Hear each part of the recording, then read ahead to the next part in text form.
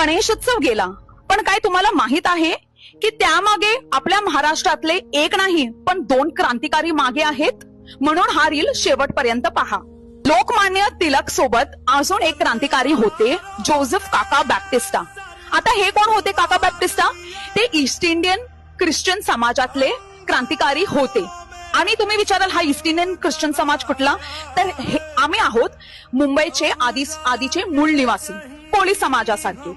आमचे पूर्वज ब्रिटिशांनी बांधलेलं ईस्ट इंडिया कंपनी यासाठी काम करत होते, म्हणून आपल्या समाजाला नाव पडला ईस्ट इंडियन समाज. गणेशोत्सवच नाही तर आपल्या देशाच्या स्वातंत्र्यासाठी लढण्याकरिता व इतर कामासाठी सुद्धा काका बॅप्टिस्टा हे लोकमान्य टिळकांचे लीगल ऍडवायझर म्हणजे वकील सुद्धा होते. स्वराज हा माझा जन्मसिद्ध अधिकार आहे या वाक्याचं निर्माण सुद्धा काका बॅप्टिस्टा यांनीच केलं होतं. आणि हा वाक्य नंतर लोकांमध्ये प्रसिद्ध लोकमान्य टिळक यांनी केलं होतं.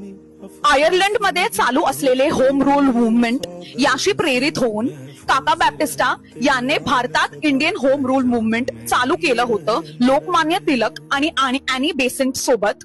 आणि काका बॅप्टिस्टा त्याच इंडियन होम रूल मुवमेंटचे प्रधानमंत्री झाले होते 1961 मध्ये.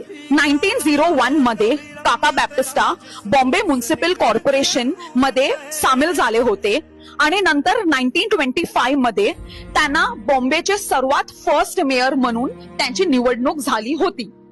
काका बॅप्टिस्टा हे बॉम्बे हायकोर्टमध्ये एक बॅरिस्टर सुद्धा होते आणि तेव्हाच त्यांची भेट आपल्याच महाराष्ट्रातले क्रांतिकारी वीर सावरकर यांच्याशी झाली होती. आणि वीर सावरकरचे कोर्टाचे कारवाई सुद्धा काका बॅप्टिस्टा हेच सांभाळायचे. 1920 मध्ये काका बॅप्टिस्टा यांनी all India trade union Congress याची निर्माण केली होती, जिथे ते मिल वर्कर्स, पोस्टमॅन अशा माणसांच्या हेतू व प्रगतीसाठी लढत होते.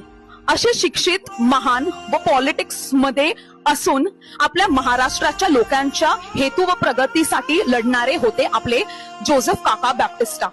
पण एक ख्रिस्ती होऊन एक आश्चर्याची गोष्ट आहे की त्याने कधीच ख्रिस्तीन माणसांसाठी पॉलिटिक्स किंवा गव्हर्नमेंट मध्ये आरक्षण करायचे कधीच अर्ज किंवा दावा केलाच नव्हता.